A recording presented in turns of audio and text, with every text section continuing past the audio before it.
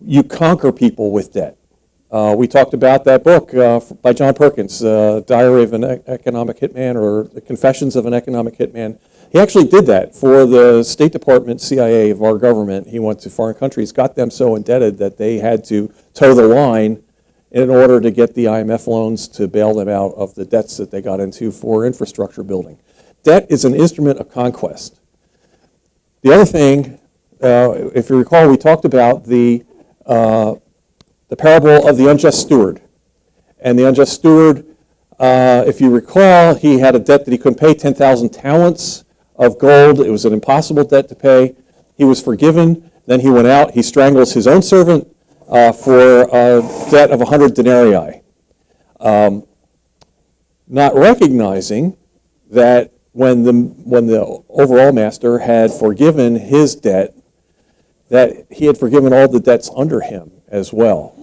Forgive others as you've been forgiven is right in that principle.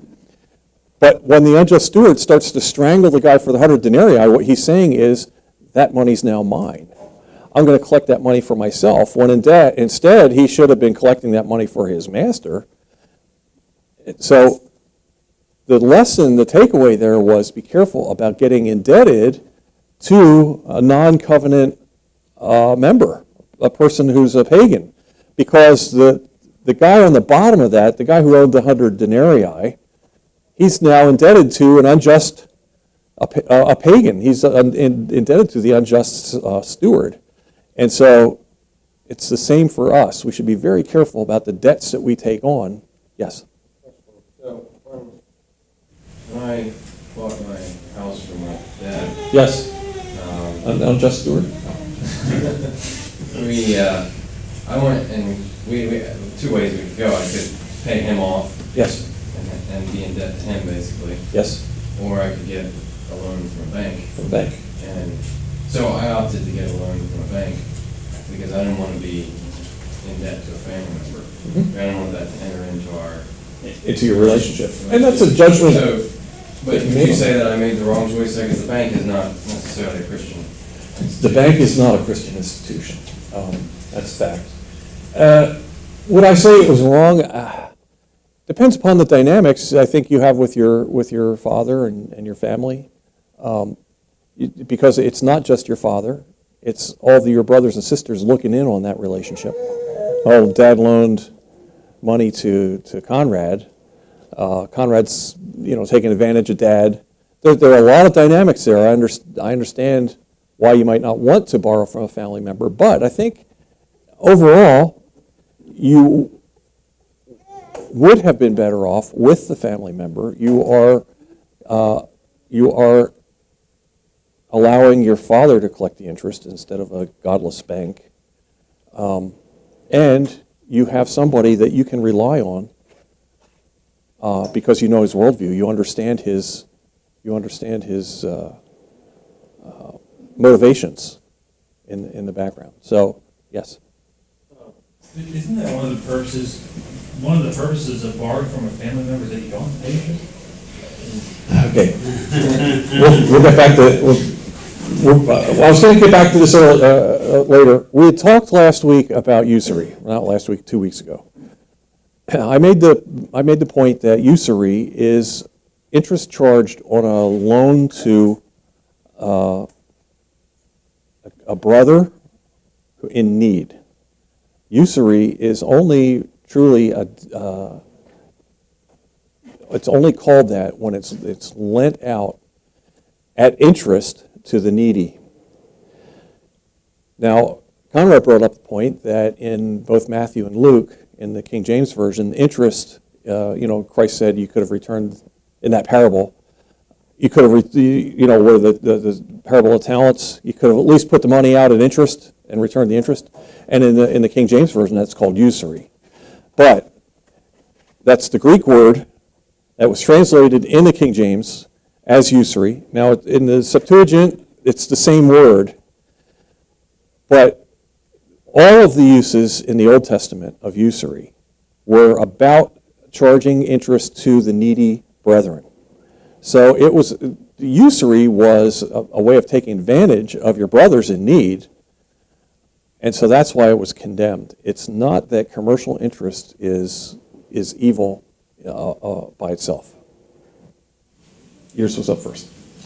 So the question is, what is the need? Is that before they go to prison, or is that when they can't eat? Because I mean, Yes. there's the different standards of need. There are. There's a third world standard of need, then there's the American Western civilization. And that's where we made the point when we were talking about it, that you don't subsidize evil. If their need, you might want to keep them out of prison, but just out of prison. Or you might want to take them on as slaves. So you pay their debts now, and they're indebted to you, but then they have to work for you to pay off that debt. It's better than, let's say, being in a debtor's prison. Now, of course, in Old Testament Israel, there was no such thing as a debtor's prison. But we have to make those decisions. We have to decide,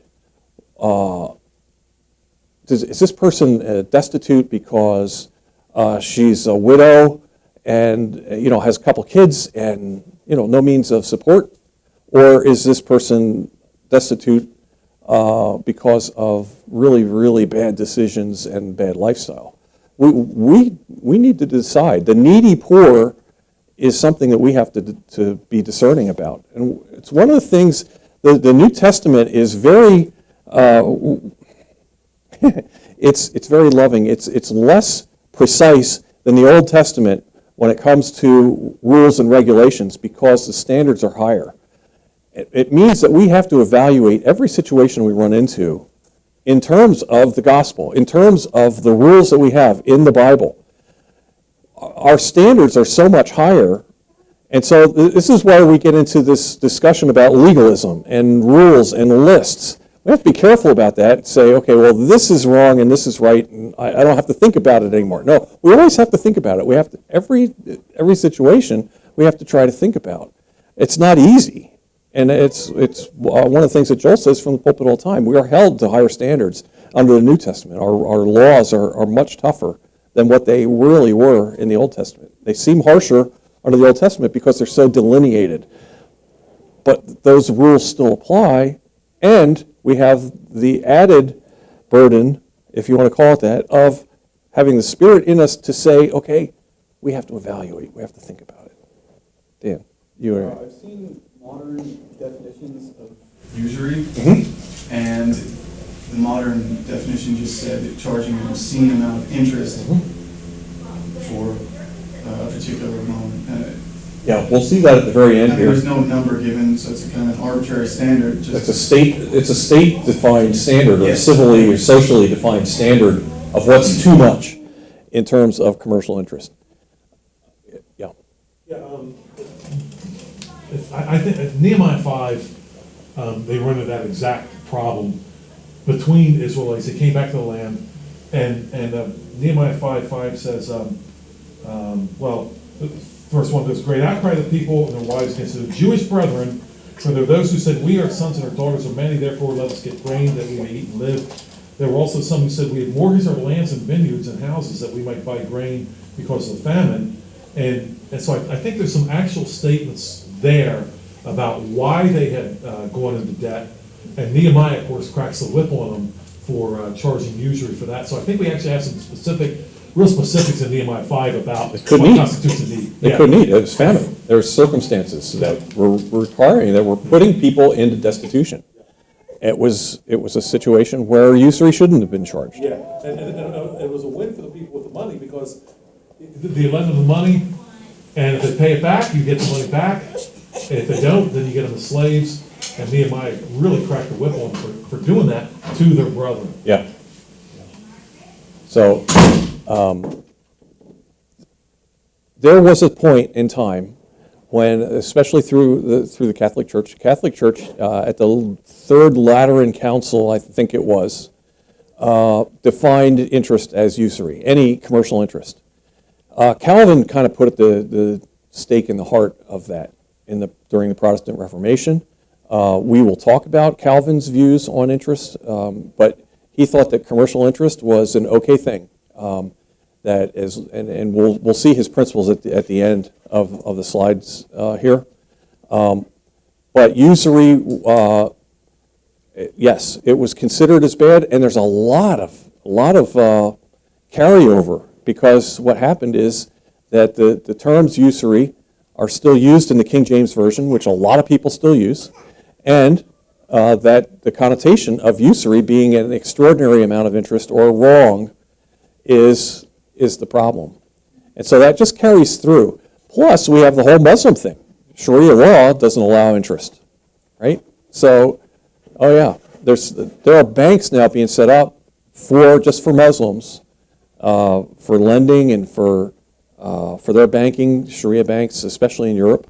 There are several. I mean, Americans have access to Sharia banks. There's a whole movement afoot to set up Sharia divisions within banks. Yes. Stay afloat, then, is it? They'll charge for deposits, which, I mean, isn't necessarily bad if that's the banking system that you want to have. They'll lend money at no interest. And I don't know how the bank does it. I mean, I won't pretend. What's the difference charging for deposits? It's still interest, right?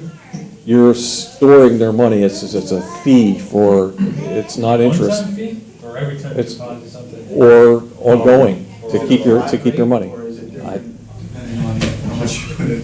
I don't know. I don't know.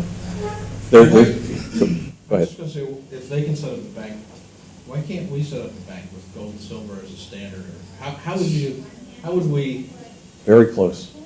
It's happening around us. I don't know if anybody's following any of this in the news, but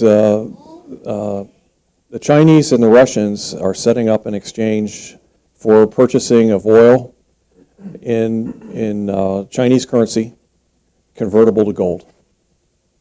And they're trying to make an end run around the petrodollar. See, right now, since World War II, oil has been priced in dollars. That was the arrangement that was made at Yalta or Potsdam, I think Yalta, that the Saudis would, all the Middle Eastern oil would be priced in dollars, and so you needed dollars to buy the oil. And in exchange, the United States would protect the Middle East. Well, now that things are amiss in the Middle East, especially since we're trying to destabilize the Middle East by all accounts, people are saying, wait a minute, let's figure out another way around this. And Saddam Hussein was overthrown weeks after, we invaded Iraq weeks after he began pricing his oil in gold and not dollars. Muammar Gaddafi, same thing. It's not, these things seem way too coincidental. So there's a dollar hegemony at stake here that seems to be playing into the Middle East. People don't understand how much gold the Chinese and the Russians have accumulated. There are official reports, and then there are the unofficial reports. China is, by all accounts, the largest gold producer in the world. There's not a single ounce of gold leaves China. It either stays in their banks or the Chinese government buys it. Plus, they buy in thousands of tons, as much as they can lay their hands on. So the official accounting is that the Chinese have some 3,000 or 3,500 tons of gold. The unofficial accounts are that they have much more than that, and they're able to potentially back their currency, or at least in this exchange. They've also, in Shanghai, set up a gold exchange to challenge the London exchange where the gold fixing takes place. And I say fixing not in terms of price fixing, but it's called the London fix. It's the daily price of which gold settles. But the Shanghai exchange is now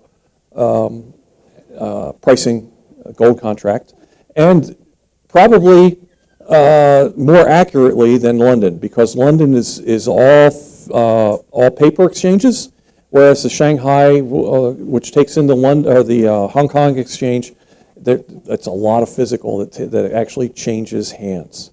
And so there's lots and lots of physical demand in the Asian, both Chinese and India. You'll hear it called Chindia. It's also called the gold love trade because it's so important to their dowries. And so there's actually a seasonality to gold purchased in through the Indian, especially the Indian wedding season, which begins in the autumn and then runs through the Chinese New Year. So there's a gold demand seasonality. So you see price surges in gold from, say, September through January, February. Anyway, yeah. So talk about a rabbit trail. That's okay. I mean, it's good to get these things in our heads so we understand, because we talked about money and what money is and what money isn't. And we talked about inflation and how inflation is nothing more than a monetary issue where we inflate the money supply. These things are related to debt intimately, because all our money in this country is actually created by debt. The Fed issues, or the Treasury issues debt, and the Fed buys it. So there's no money except by debt creation. The Treasury says we want to borrow money, the Fed prints it up, and so if the Treasury was to pay back all its debt, it would take all of the money out of circulation. Because if we're creating money by creating debt, if we extinguish the debt, we're extinguishing the money as well. So we have to understand how that works. Gold and silver are the monies that have no counterparty risk. If you have a piece of silver or gold in your pocket, there's nobody promising you to deliver this. You have it. There's no promise involved. It's important to understand. So, there we are with our baseline discussion on debt. This is a little bit of review. We talked about this last time. Debt allows us to consume now. And it's just stuff that we're buying. It's not necessarily fulfilling our purpose.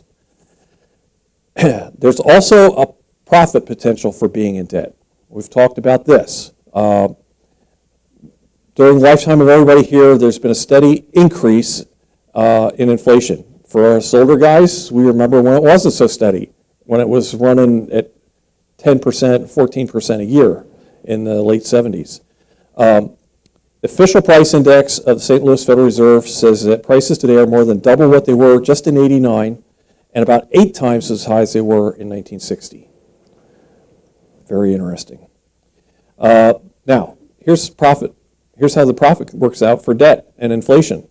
Suppose you took out a 20-year mortgage, or a 20-year $50,000 mortgage in 1960. By the time you made your last payment in 1980, the value of that mortgage had been largely destroyed by inflation.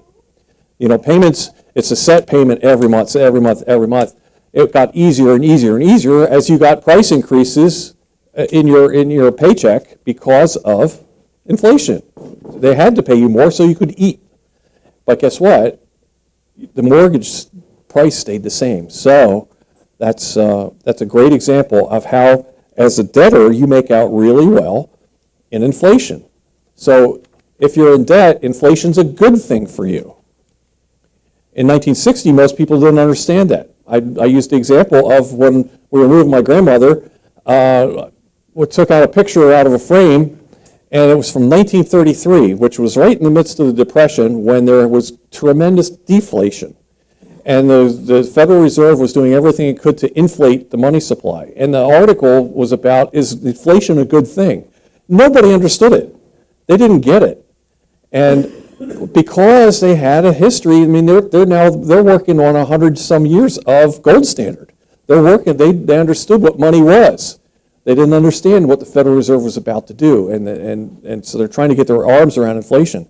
But by 1980, so there was still some of that residual misunderstanding of inflation, a lot of misunderstanding about inflation in 1960. By 1980, having gone through 10 and 14 and 12% inflation rates, everybody understood it, and everybody started to get it and start to say, wait, we can profit from this if we go into debt. And it just really snowballed.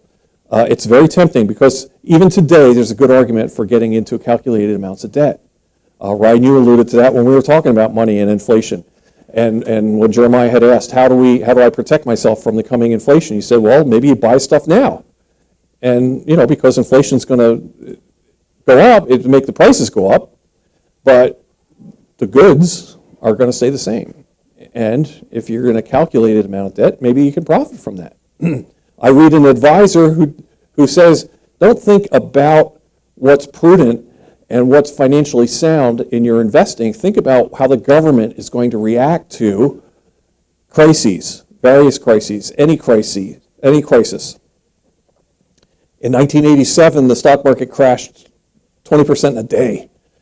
What did Al Greenspan do, who was the new Federal Reserve Chairman? He flooded the market with money, inflation. And the Asian contagion, which happened in the early 90s when the Thailand and some of the Southeast Asian countries were falling apart.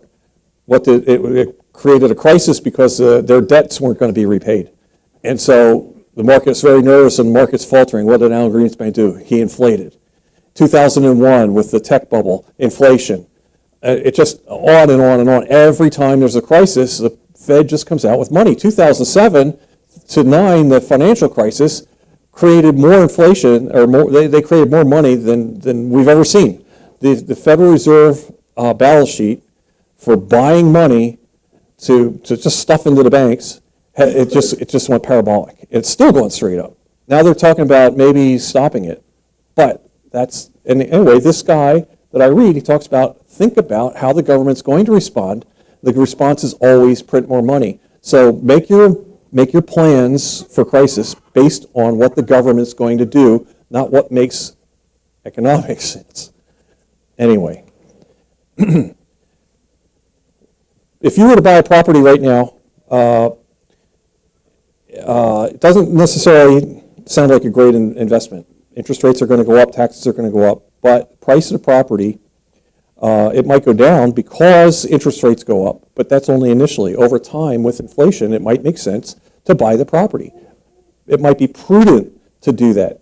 The profit is in the inflation. The profit's going to be in the inflation and in essentially defrauding your bank by paying them back. Now, we had this discussion. Is it a fraud if we get into, if we're in a contract? The bank knows more than we do what's coming. But isn't some of that just protecting your assets? It is. Part of it is. Maybe it's not even a fraud at all. I'm buying it. It's not a so fraud. that- It's because it's perfectly legal.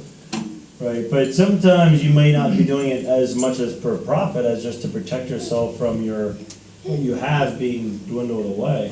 Agreed. You know, some of it's for profit, obviously. If you go into a lot of debt, but some of it just to protect yourself. Right. And you could be just as protected if you took your assets and took your assets that will be degraded in an inflation, let's say a bank account, and buy the property as opposed to going into debt to do it, right? Yes. So the question ends up is, are you protecting yourself or are you taking advantage because you're going into the debt? There's where the line gets crossed. So you got to be cognizant of taking advantage, and it's so tempting because it's so prudent. It makes financial sense, and we swim in this water. This is where we live. Joel. I don't know if we talked about this before, we probably did, but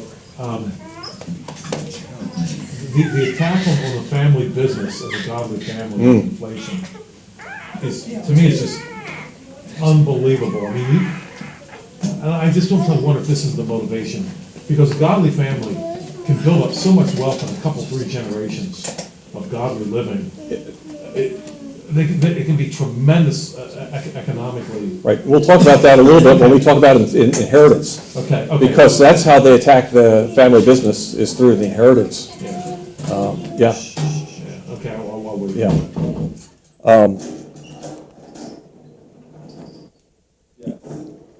I don't understand how you defraud the bank just because of inflation, but you're paying your debt back 200-300%. I mean, you're paying, and 5% is you're still losing there. Even at 5% of 30 years, you're still not benefiting from paying the bank. I mean, they take At least 200%, at least over the 30 years. Over time. But the annual, I mean, the way it works out through compounding is they're 5% Right. interest, or 4%, or 3%, or whatever that may be. But if you do the math, who comes out on top? Uh, The bank always comes out on top if you pay it all. Yes and no. If you pay it off, now you also have an asset that has appreciated at maybe 7% or 10% because of inflation, all right? Yeah, but that's if you sell it. That's if you sell it. I mean, we're talking about your own home. Your own home is not an asset, you know, because it's only an asset if you sell it, but then if you sell it, you gotta buy another home, so it's actually, Or you can rent. yeah, I mean, it's actually not an asset to you. It's not a liquid asset, it's Right. not something that you can necessarily easily spend. But think about over the lifetime of ownership, you may get to a point in 30 years where you don't want to own a home. I mean, yeah, you need someplace to live, but in 30 years, your circumstances have changed. You don't need to house your children, probably. You might be deciding to downsize. Hey, out. You're 18. And, you know, yes, it is an asset.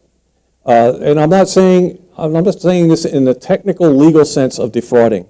I'm saying that if you decidedly go into debt because of the inflationary effects of how the inflation is going to destroy the value of that debt, that you are trying to grab an asset and pay it off with ever depreciating dollars, that may be, you may need to be checking your motivation here. That's where the fraud would come into play, is you're saying, wait, I'm going to grab this right now, and it's everything I can do to make this payment today.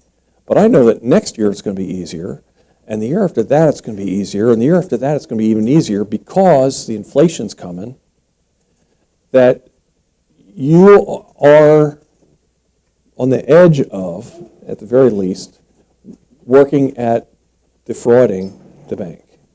Yes, but they still come out on top. They have also gone into this arrangement with their eyes wide open and with more information than you have. Right. And that's the discussion that we had 2 weeks ago, is to say, wait, is it really truly a fraud? I'm saying it depends upon your motivation and how you get into it.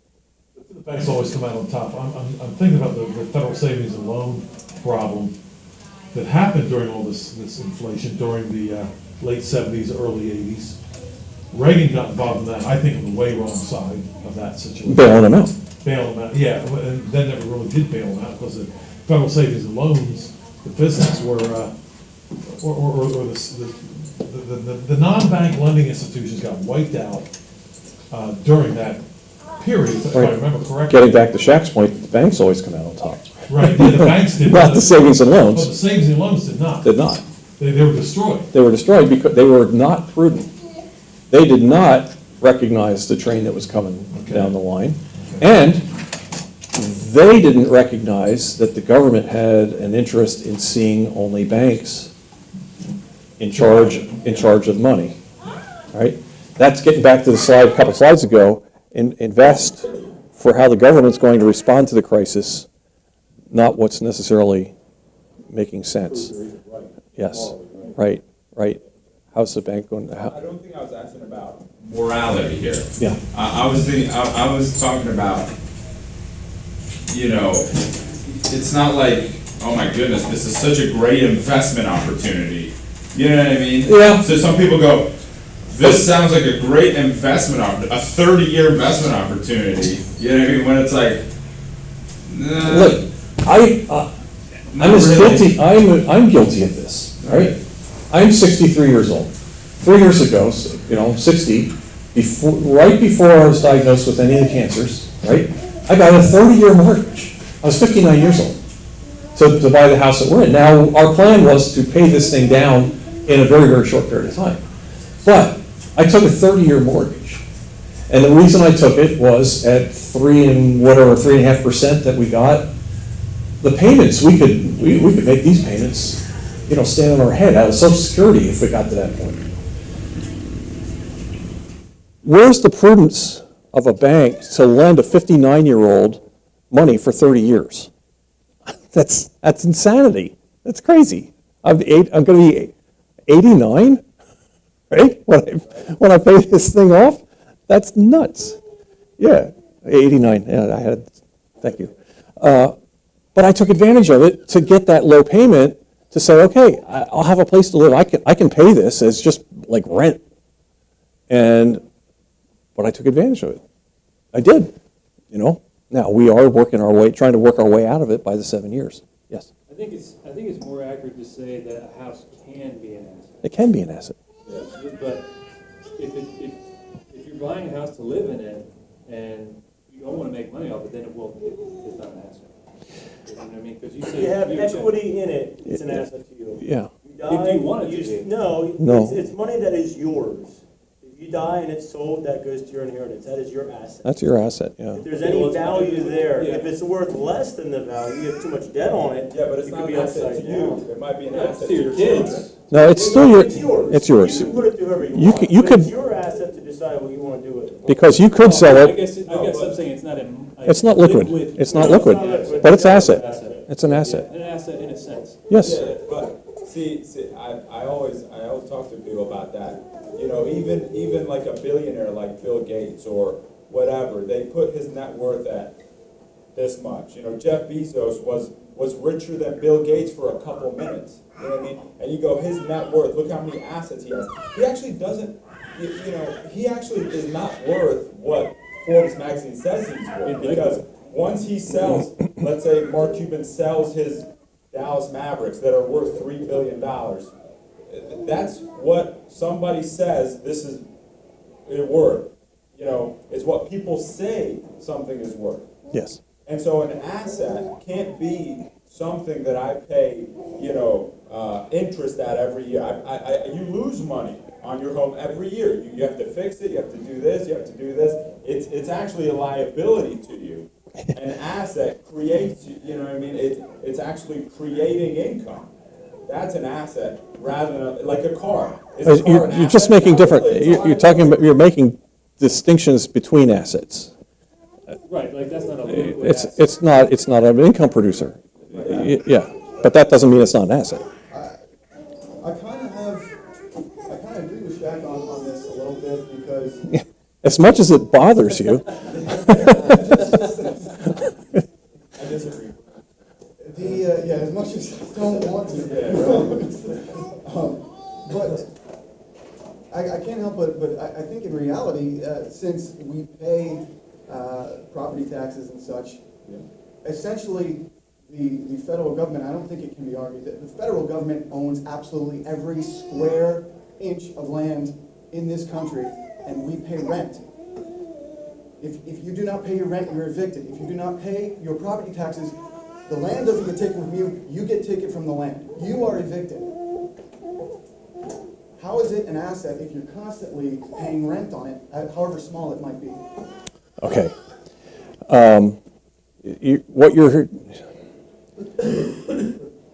Taxes is a whole nother discussion.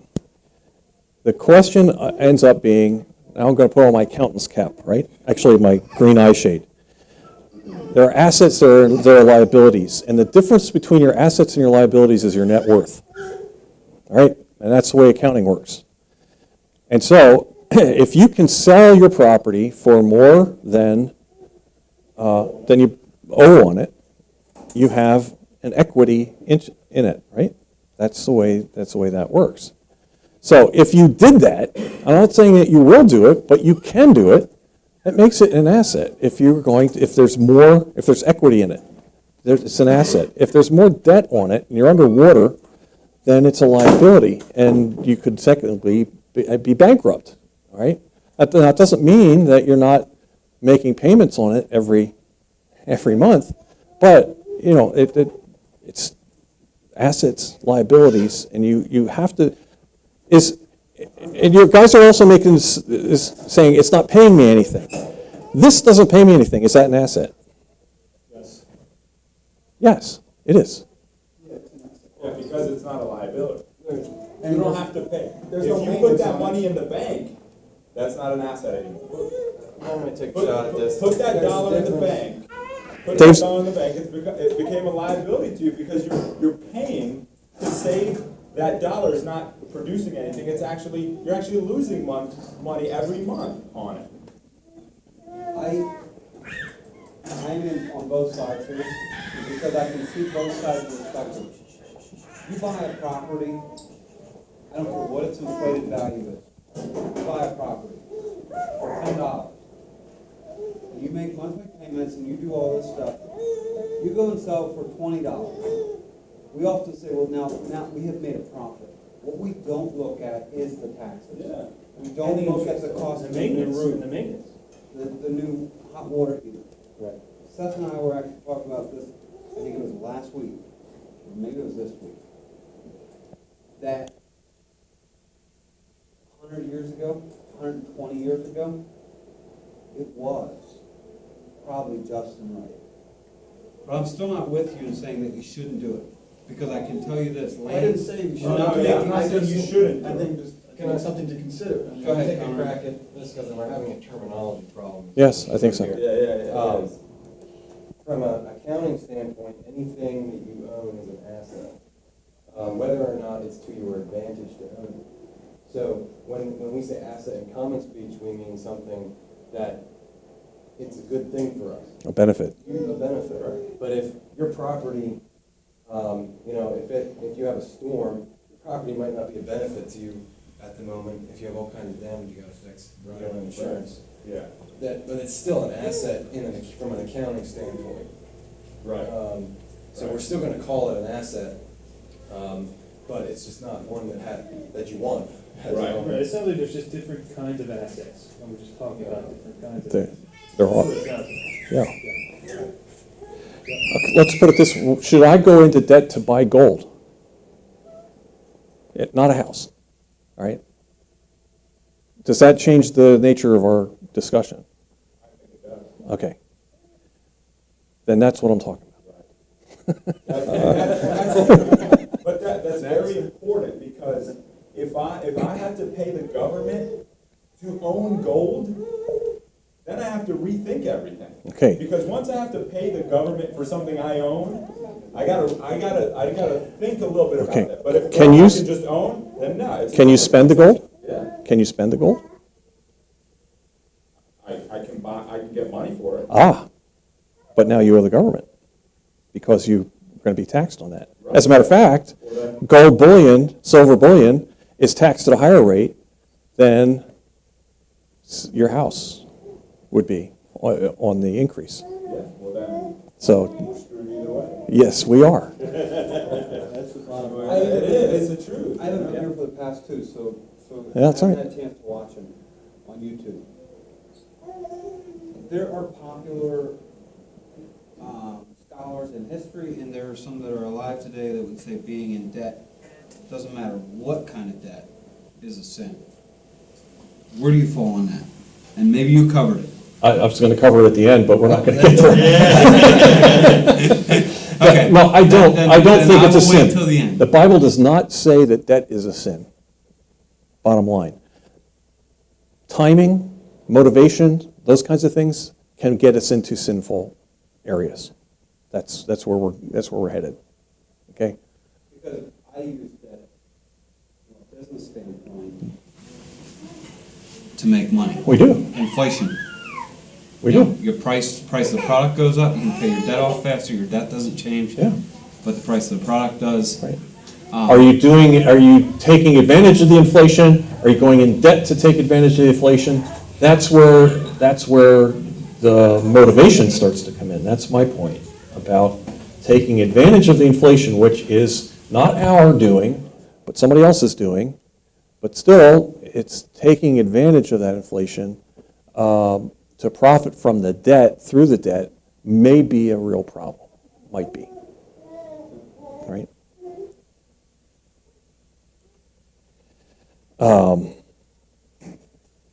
Being legal is the same thing as being moral. And we just had this discussion. Is it immoral to pay the bank with depreciating dollars? Oy. As a matter of fact, we haven't even gotten up to the slide we stopped at 2 weeks ago. That's all right. That's all right. This idea of profiting from the debt dovetails with the discussion that we've had about inflation. It's in best interest of the government to tax by means of inflation. Remember we talked about Prince John in the movie Robin Hood, right? He seemed to be having great joy going out and poking out eyes and burning the peasants in order to collect the taxes to ransom King Richard. If he had had a printing press, he had to go do that because those people had their money in their hands. They owned it, they possessed it. It's what you're saying, the government didn't have a claim on it until they came with henchmen and minions, right, and took it from you. But if they could have printed their way out of it, the way the government does today, they inflate, every time they inflate the money supply, they're stealing from our bank accounts because they're making our bank accounts worth less because it takes more of our bank accounts to buy assets or food or whatever.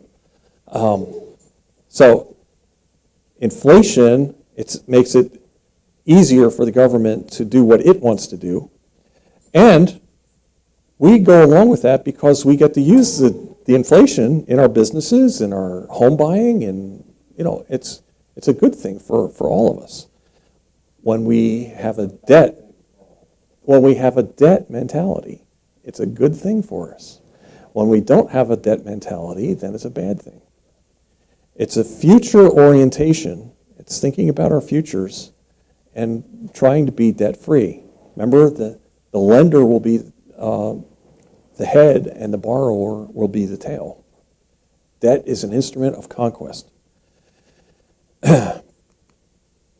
So, does the government desire for inflation allow debt to flourish, or does the population's desire for debt promote inflation? I think that's probably it, because the government is made up of people. And I'll argue for that the government is made up by the people who want to see this debt. So, we're back to where we stopped 2 weeks ago. High debt levels create a political constituency for gaining control of the money supply. The tables can be turned because the natural hierarchy is that the lender will be the head, the borrower will be the tail. Remember we talked about that? If you borrow $100,000 from the bank and can't pay it back, you're in trouble. But if you borrow $100 million from the bank and can't pay it back, the bank's in trouble. That's turning the tables. And if we can get our hands on the money supply, if we can inflate and if we can play games with this, you can turn this debtor-lender relationship on its head. And it's a revolution it's a religious revolution, truly. Putting the borrower in control. Debt and inflation. There's a theological rebellion. It's only when people talk. We're trying to reverse the master-slave relationship with the lender-borrower. And while it seems a prudent thing to pay off our creditors in depreciated money, it's just giving the debtors the upper hand. So we need to think about how that goes. Now, I don't want to start this. We'll start here again next time, 3 weeks on debt. Toby. You mentioned. And this is let's, yeah. okay. Yeah, this is fine. Rabbit trail, but just you mentioned down Greenspan, you and I talked about this a couple weeks ago. Those people know this stuff. They understand it. All this, the chairman of the Federal Reserve, not just Alan Greenspan, all of them. All of them, every one of them. I've read quotes from Alan Greenspan 15, 20 years before he was a chairman. He could have taught this class as good as John, not the biblical side, but the creating money out of thin air and all that. He could have, so they. And he used to argue against it. Yeah, he used to argue against it. Don't think for a minute that these guys don't understand this. They do. They do. Alan Greenspan was an acolyte of Ayn Rand. If you've ever read Ayn Rand, Atlas Shrugged, or The Fountainhead, she was a hard money gal.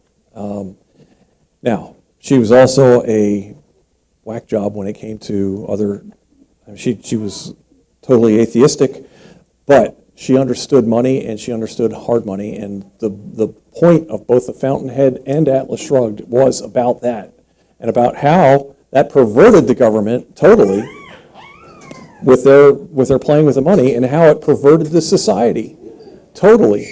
If you read those books, it's astonishing. You could be taking them out of today, except for the railroads, and she was using the railroads as the target industry that she used as an example. But Alan Greenspan used to meet with Ayn Rand. He understood this stuff, and he was a hard money guy. He was a gold guy. And then he became chairman of the Federal Reserve, and it was, gold was evil. It was a barbarous relic, just like Lord Keynes said. But now he's not the chairman of the Federal Reserve, and now he's singing a different tune again. He's back to the gold side. It's very interesting. He understands it, and all of the Federal Reserve governors understand it. The banks understand it. And they know that because of the educational system in this country, we don't. And so inflation runs rampant. And here we have a money supply that is going to destroy this country. A little rabbit trail, maybe we don't have time, but Sorry. another thing with inflation is it increases rents. It increases Rent? rent, yes. Rent has gone up, and not just that, welfare. I noticed in the city, tons of people who have no jobs or no income can afford a $600 to $700 a month property. Welfare type thing. And the rent, I was a byproduct of this by accident, but I think it's prudent to consider apartments for that very reason. A rundown apartment in the city, you used to be getting $300, you can easily get $600, $700. Yep. And that also really increases the value major. Double. My apartment's easily double. Yes. Since that purchase done. You get what you subsidize. You get more of it. So subsidies work. A couple lessons ago, we talked about incentives and disincentives. The question I was saying is, knowing that, looking into the future, isn't it just prudent to say, consider buying a rental property? It's not a bad idea. The question ends up being, Is it immoral or? it depends, are you going to borrow to do it? What's that? Are you going to borrow to do it? Right. There's the rub. But It's- why would that be Why any would that be different? wrong? You're still thinking of the inflation, you're thinking of what the government's gonna do, and you're planning accordingly. Whether you have the cash to do it or not, you're still trying to profit from the growing inflation that you know is coming. Whether you borrow the money or pay it with cash, I'm in my mind saying inflation's going up, rents will always increase, this property will continue to grow in value. Yes. As an entrepreneur, your job is to evaluate the future and say rents are going up and this is going to be a good thing for me to do.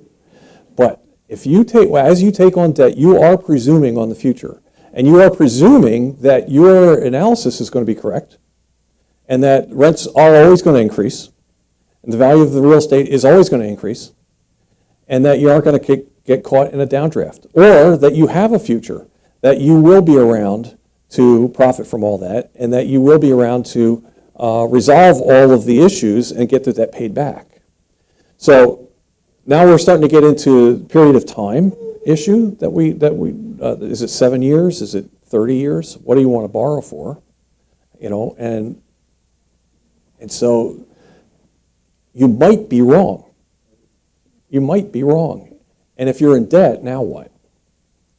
Now you're in trouble, because now the value of the property is going down, and now the value of money is going up, and now it's getting harder to pay the debt. Remember when we were talking about a mortgage and inflation, that mortgage gets easier and easier and easier to pay, right? But in deflation, it gets harder and harder and harder to pay. How are you going to do it? It's a difficult spot. What I'm saying is that the Bible teaches us to do it out of our assets.